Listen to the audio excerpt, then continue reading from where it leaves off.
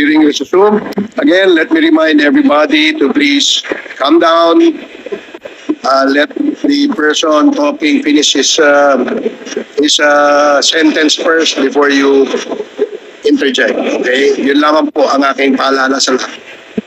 Mr. President, Mr. Chairman, yung po 1 million na ipagkakalo po ninyo will go a long way. And we are very thankful because marami pong mga officers po natin, mga kapulisan po natin na natanggal na po. As a matter of fact, to be exact with that, Mr. Chairman, 195 officers na po itong na-dismiss. Nasira po ang kanilang buhay, nawalan po sila ng trabaho, they were humiliated, their dignity was lost, and Mr. Chairman, Mr. President, that 1 million will go a long way. I will hunt for you the 1 million. Point of order, Mr. Chairman. Before this. Point of order, Mr. Chairman. What is the rule that was violated? What is the point of order of Congressman The Paduano? former president is speaking without the recognition of the chairman.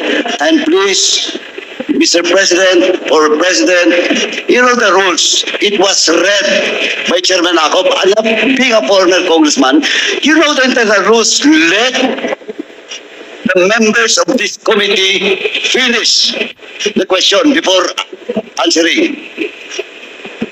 That's my first point of order, Mr. Chairman. And I hope the former president understand. Nakalimutan ko na yun. Yung rules na yun. Oh, now, I now want you. Hindi ako, I'm not. Now again, Mr. Chairman, former president. Hearing suspended. The former president is Hearing speaking. suspended. And I'd like to ask Congressman Paduano to please proceed. Mr. Chairman, just a short manifestation lang po. Kasi po, before we start the interpellation, malinaw po na it was discussed to all resource persons and even to the members, the rules in this committee.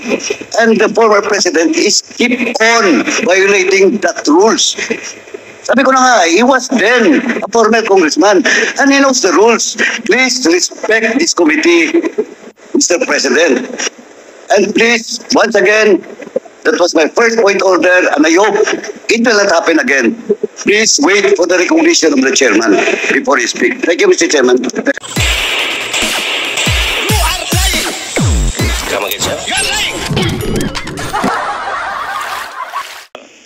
Alam mo siya, sa totoo lang, kung meron ng pinagkatao na talagang umayaan mo sa Diyos, siguro talo, mas malamang pa ako sa iyo. Ang trust and faith ko sa God. Kaya maybe that brought me to the presidency despite of the variance interpretation ng ano.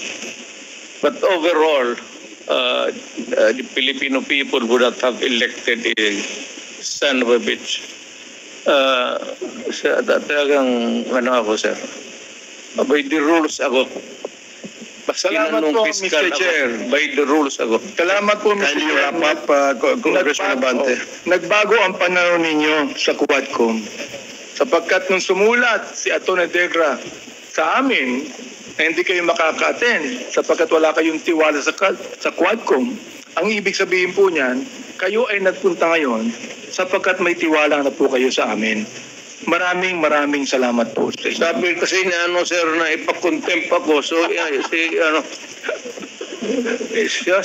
you done, Congressman Abante? Yes, Mr. Chair. Maraming salamat po. Okay, maraming salamat din po.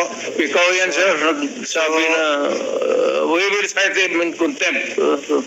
Contempt, sir, priso yan eh.